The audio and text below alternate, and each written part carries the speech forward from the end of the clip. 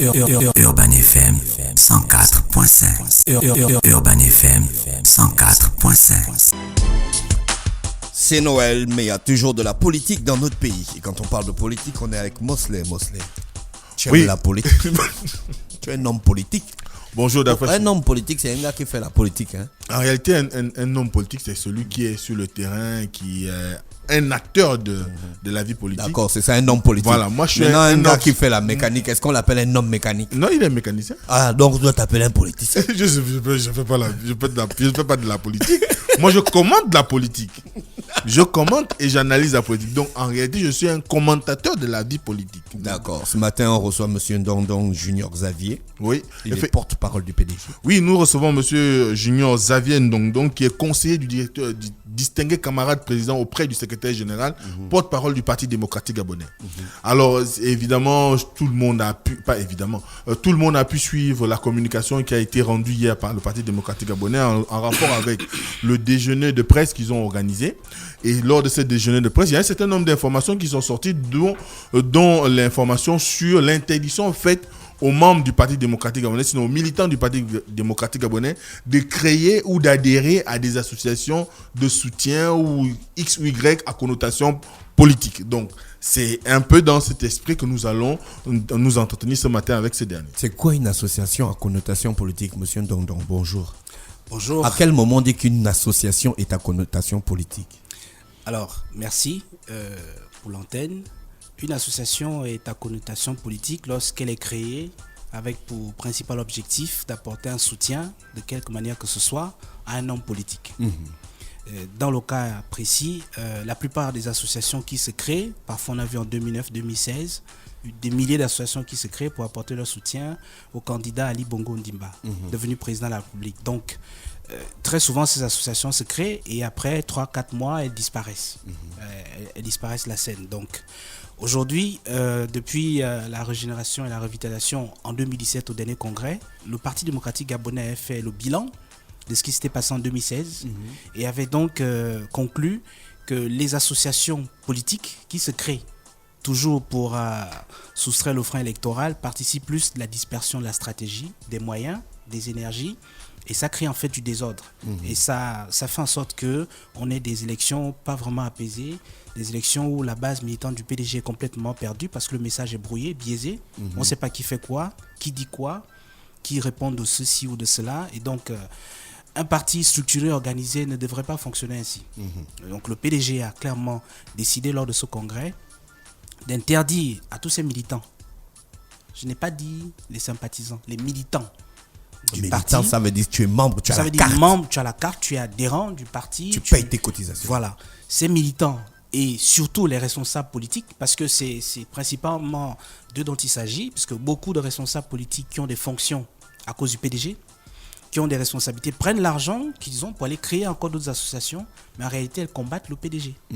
Donc, le PDG a tiré les leçons et a donc décidé d'arrêter ce système, ce fonctionnement. Et donc, nous sommes aujourd'hui décidés à passer à la phase disciplinaire de sanctions. Ceux qui ne voudront pas obtempérer, ils se verront sanctionnés. Le PDG a tiré des leçons. Est-ce que ça voudrait dire que l'épisode de la GEV a quand même été un moment assez, on va dire, pénible d'observation pour le Parti démocratique gabonais? Il n'y a pas que la GEV. La GEV est venue bien après. Le PDG avait déjà tiré les leçons. L'épisode de la GEV n'était qu'un petit moment. Le PDG est ancré dans le pays depuis plus de 50 ans. La GEV n'est née qu'il y a quelques semaines. Donc mais on a quand même vu de fortes turbulences au moment de l'avènement de la GEV et qui a fini par créer des partis qui se sont opposés. Monsieur le porte-parole. Le PDG est ancré dans tout le pays et il ne peut pas avoir peur d'une association. Jusqu'aujourd'hui, nous sommes dans une logique d'anticipation qui nous permet en fait d'éviter de faire en sorte que ce qui s'est passé hier se reproduise encore demain. On ne voudrait pas assister à ça qu'on a assisté avec, justement, comme vous dites, les histoires de la GEV. Donc, par anticipation et par précaution, parce que prévenir vaut mieux que guérir. Donc, nous sommes dans la prévention en disant, il ne faut plus que ça se passe. Soit on est un Gabonais qui est convaincu des idéaux politiques de M. Ali Bongo Ondimba, on crée son association politique pour le soutenir. Et là, dans ce cas, le PDG a la porte ouverte puisque nous avons un secrétaire général adjoint qui est en charge des syndicats, des associations et des partis politiques qui travaillent en bonne intelligence avec eux. On ne refuse pas les associations. Nous, le PDG n'est pas contre les associations. Nous disons ceci, tous les Gabonais qui créent des associations sont les bienvenus chez nous, à condition que ce ne soient pas des PDGistes. Parce que, quel est l'intérêt? Le PDG lui-même est déjà une association politique sur le plan du droit. Donc, pourquoi être dans une association politique qu'on appelle Parti démocratique gabonais et aller encore créer une autre association politique? Ça fait doublon. En réalité, ça fait désordre. Donc, nous ne voulons plus d'opportunisme, ni des militants, ni des nouveaux croyants. Ça ne nous intéresse pas. Le PDG veut la qualité. Et donc, nous travaillons aujourd'hui à former nos militants pour, si vous voulez, en produire des militants de bonne qualité. Donc nous ne pouvons pas accepter que des gens qui ont les moyens du PDG, des fonctions à cause du PDG, prennent l'argent pour aller créer des associations. Mais est-ce que ça ne découle pas de certaines frustrations que certaines C'est là où je voulais en venir. peuvent ressentir au sein du parti et puis se dire à vouloir avoir une visibilité plus élargie que celle que leur offre le parti? Voilà, est-ce qu'il y a eu une recherche en profondeur de ce qui pousse ces derniers à créer ces mouvements ou ces associations? On va dire leadership, visibilité, mais il faut comprendre une chose. Le PDG a un seul leader, c'est M. Ali Bongo Ondimba. Le chef suprême du PDG, le candidat du PDG, parce que ce n'est pas un débat chez nous, le PDG a un seul candidat, c'est Ali Bongo Ondimba. Le PDG a un chef, c'est Ali Bongo Ondimba. On a un leader, c'est lui. Donc on n'a pas besoin, quand on vient adhérer au PDG, d'exercer un quelconque leadership. Non, on a un seul qui exerce le leadership et c'est ce leadership que nous suivons. Donc ceux qui ont besoin de visibilité, en fait, ils ont des ambitions inavouées. Qui peuvent être de quelle nature? Parce que tous ils créent quand même ces associations pour être beaucoup plus sur le terrain, pour favoriser la compréhension de l'action politique. Pour être beaucoup plus vu par le chef du parti. Auprès des populations. Mais si vous venez à décider de ce qui ne soit plus présent sur le terrain, quelles seront les ressources sur lesquelles le PDG pourrait se reposer? Est-ce que ce n'est pas une stratégie non gagnante quand même, quelque part? Le PDG sera toujours sur le terrain. On ne demande pas aux gens de parler sur le terrain, justement. On demande à nos militants d'être présents sur le terrain. D'ailleurs, on organise les séances fédérales très régulièrement. Et lorsqu'on est responsable politique et qu'on a des moyens, un peu de moyens, pourquoi vous voulez utiliser ces moyens pour aller créer des associations politiques au lieu d'utiliser ces moyens pour animer vos fédérations, vos comités, vos sections? Utilisez l'argent que vous mettez dans les associations pour faire vivre vos comités, vos sections. Imaginez-vous que des PDJ ils passent 3 semaines, 1 mois sans avoir un responsable politique qui échange avec la base, qui est sur le terrain. Mais ce responsable politique utilise les moyens en sa possession pour animer une association où il est régulier sur le terrain, il pose des actions. En fait... Est-ce que c'est pas parce qu'aussi il y a toute une situation qui fait qu'au niveau du Parti démocratique gabonais, pour parler en son nom, il y a une procédure, il y a tellement de choses à observer que les gens se sentent peut-être un peu plus libres en allant avec des associations qui n'ont rien à voir avec le Parti démocratique gabonais pour être au plus proche des populations? À partir de ce moment, il faut faire un choix. Voilà pourquoi le PDG dit ceci. Lorsqu'on est Gabonais convaincu de la philosophie politique de M. Ali Bongo Ondimba, on se lève, on crée son association, on décide de le soutenir. On signe une charte, un accord politique avec le PDG et on fait ce qu'on veut, comme on veut sur le terrain, il n'y a aucun problème. Mais dès l'instant que l'on décide d'être encarté au PDG, on accepte les règles de fonctionnement du Parti démocratique gabonais. Ces règles sont connues de tous. La règle aujourd'hui, c'est qu'on ne peut pas accepter d'être au PDG parti au pouvoir et d'avoir des militants de notre parti, des responsables politiques de notre parti qui utilisent les moyens du PDG pour aller financer des activités autres que celles du PDG. Ça fait désordre, ça fait doublon. Écoutez, Ali Bongo Ondimba, ce n'est pas un nouveau candidat, ce n'est pas un nouvel homme politique. C'est un homme d'État qui est déjà à un 2e mandat. Donc il n'a plus besoin de militants de quantité, il a besoin de militants de qualité. On ne peut pas avoir fait 12 ans de pouvoir et courir encore derrière une nouvelle popularité, on n'en a pas besoin. Mais il a quand même besoin d'un électorat fort, un électorat qui soit derrière lui, convaincu de son action et des gens et des apôtres capables de pouvoir vendre au mieux. Justement. Aussi bien au sein du parti qu'en dehors du parti. Justement, c'est la preuve, après 12 ans de pouvoir, qu'on a mûri, qu'on a grandi en maturité, qu'on a justement des apôtres forts qui sont les principaux relais, ceux du PDG ou des partis de la majorité ou de ceux qui sont dans les associations mais qui sont organisés. Mais c'est pas ce qui ressort quand même d'un certain nombre de militants. Moi, j'ai discuté avec quelques-uns qui me disent que le PDG aujourd'hui est devenu un parti de bureau. c'est un parti des conférences, c'est un parti des études politiques. Il n'y a plus rien sur le terrain, on est plus proche des populations. Et est-ce que la mesure qui a été mise en place prend en compte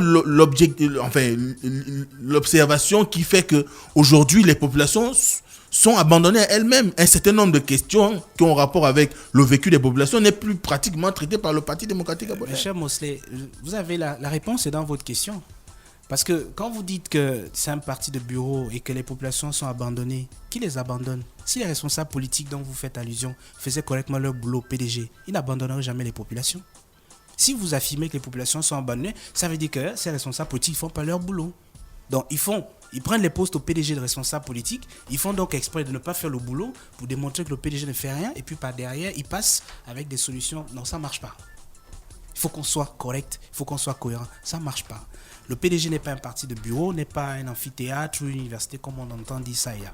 Le PDG est un parti qui travaille. Il n'y a pas d'action sans réflexion. Et il n'y a pas d'action sans stratégie.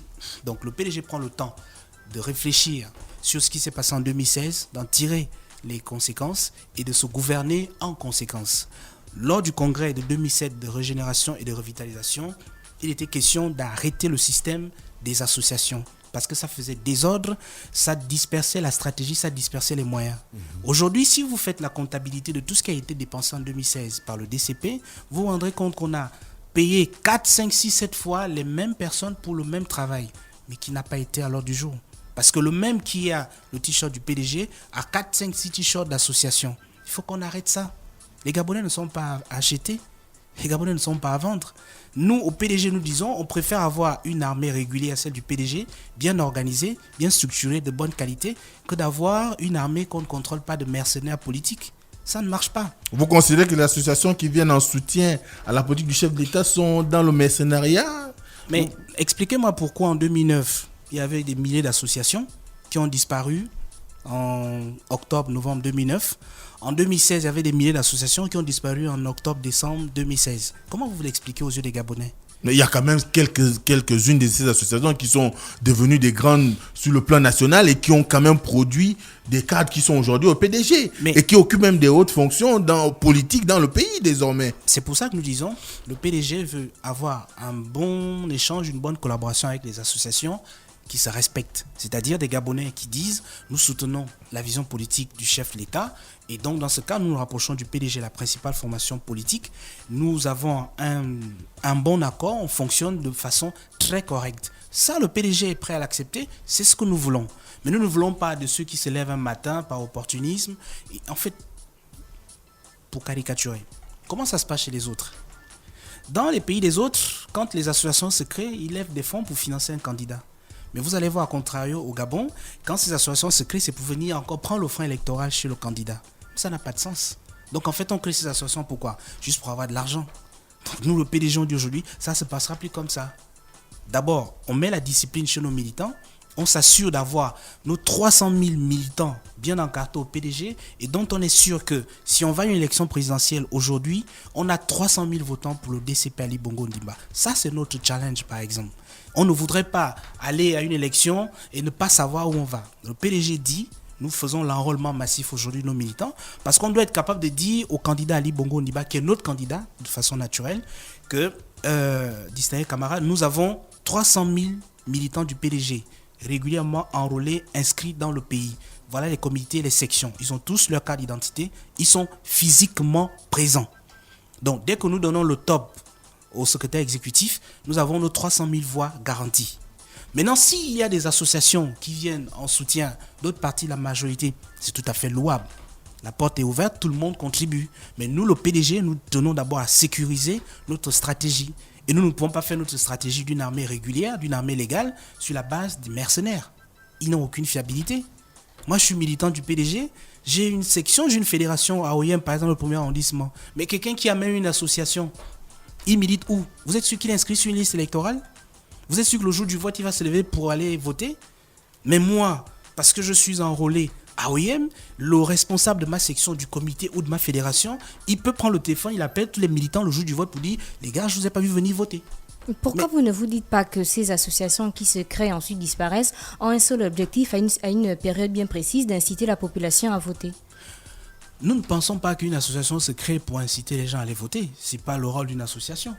Sinon, dans ce cas, créer un parti politique, créer un mouvement politique de façon assumée. Et si vous dites que vous faites une association pour inciter les gens à aller voter, dans ce cas, faites une association, levez vos fonds et faites-le. Ne faites pas une association et puis par derrière, vous allez encore demander les financements du DCP.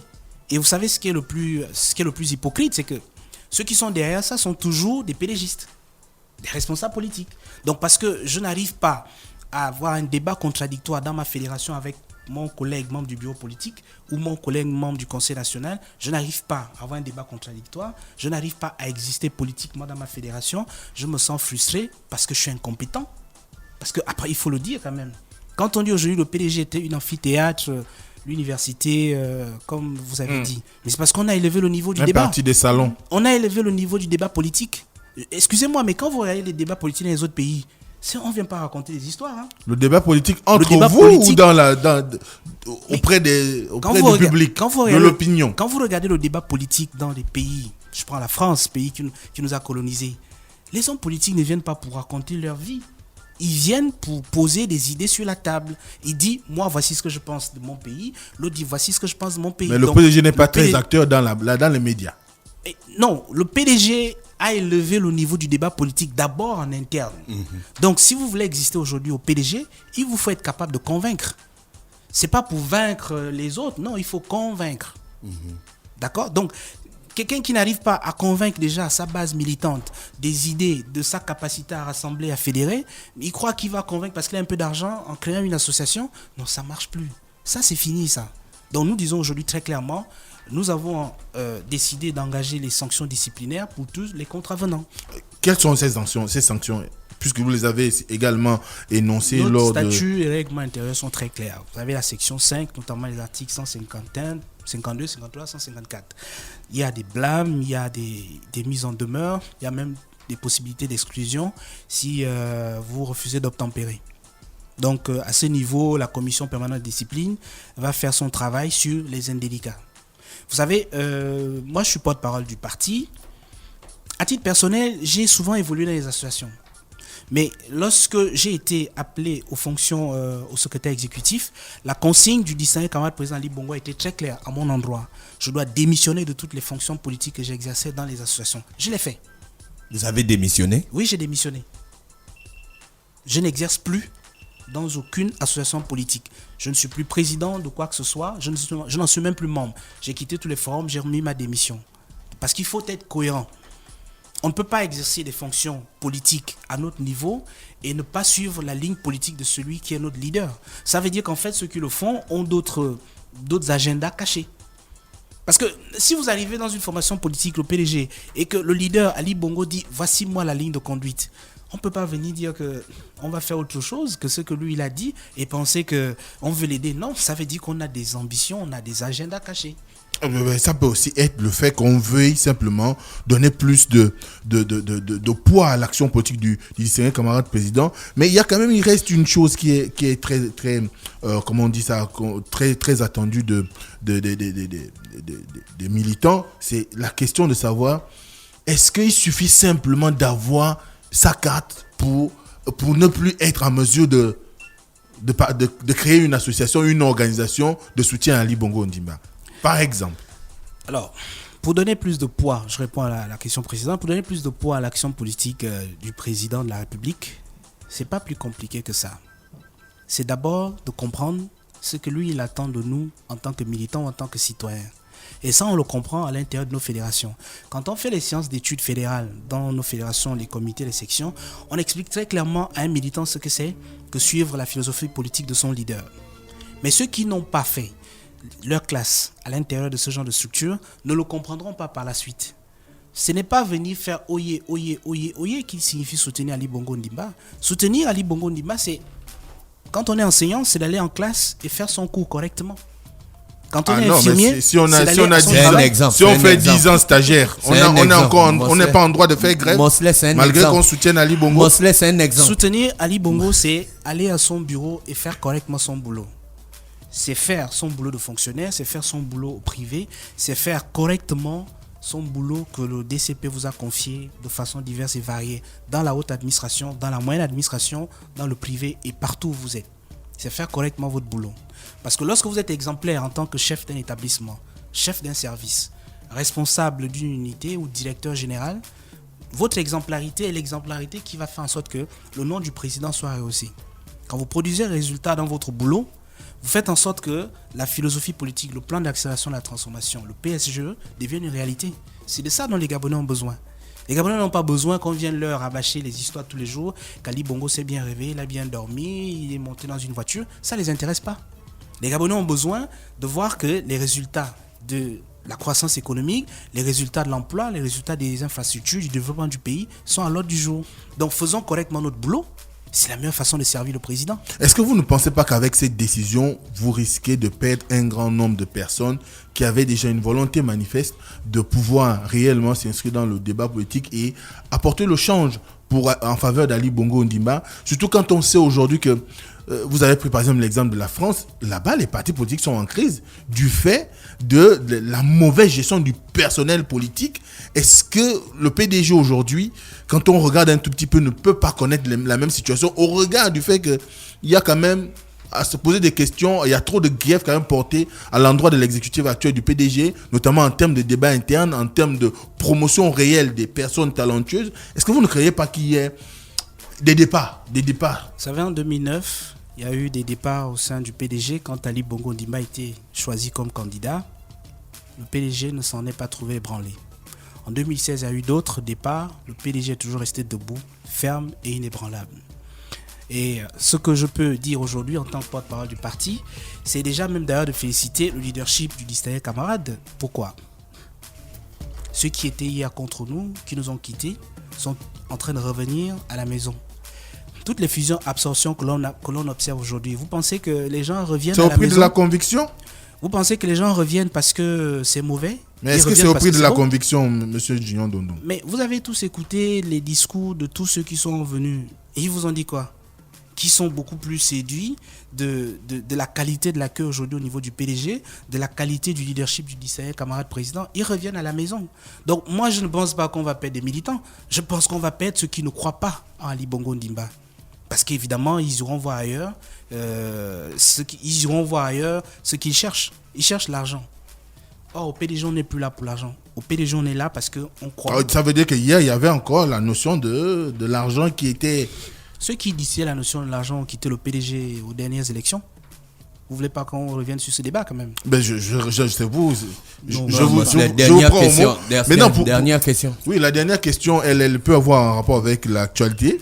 Et puis, étant donné que M. Ndondon a fait une petite parenthèse sur son exemple, on se demande aujourd'hui, le pays, notamment l'administration publique, est en situation d'ébullition. Il y a des grèves un peu partout, dans tous les secteurs. Il y a le secteur de l'éducation qui est fortement en crise.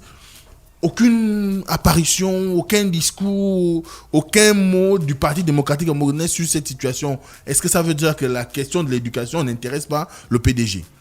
Le PDG est particulièrement préoccupé par la question de l'éducation puisque c'est ce que nous faisons au quotidien avec nos militants, les éduquer et les former. Il y a simplement que le PDG, qui est un parti de gouvernement, n'a pas vocation à se substituer au gouvernement de la République. Le PDG interpelle, donne des avis au gouvernement, donne des conseils, donne des orientations conformément à ce que le distingué camarade président Ali Bongo attend de nous. Et donc le PDG attend que le gouvernement se gouverne en conséquence. Le gouvernement a déjà été saisi à plusieurs reprises sur un certain nombre de problématiques, que ce soit la santé, le social, l'éducation, et il travaille aujourd'hui avec le gouvernement à faire en sorte que la sérénité revienne. Sauf que quand le PDG fait ce travail, c'est un parti au pouvoir, et nous ne sommes pas bruyants. Nous sommes un parti au pouvoir, donc nous ne sommes pas là pour distribuer les bons et les mauvais points. Ce n'est pas notre rôle en fait. Nous sommes là pour amplifier, vulgariser, sensibiliser et faire en sorte qu'il y ait un cachet politique qui soit donné à l'action du DCP. Donc nous ne sommes pas là pour venir exposer nos camarades, mais plutôt pour échanger avec eux, donner des points de vue, faire circuler les informations de gauche à droite pour qu'on trouve des solutions. Donc je crois que ces problèmes de grève sont en train d'être résorbés parce que les ministres sont à pied d'œuvre. D'accord. Merci, M. Ndondon Junior Xavier qui est avec nous ce matin dans le Da Fresh Morning avec Mosley. On parlait de politique. Restez connectés sur les 104.5 Urban FM, la station urbaine. On se retrouve lundi lorsqu'il sera exactement 7h. Voici l'horoscope des auditeurs. Urban FM 104.5.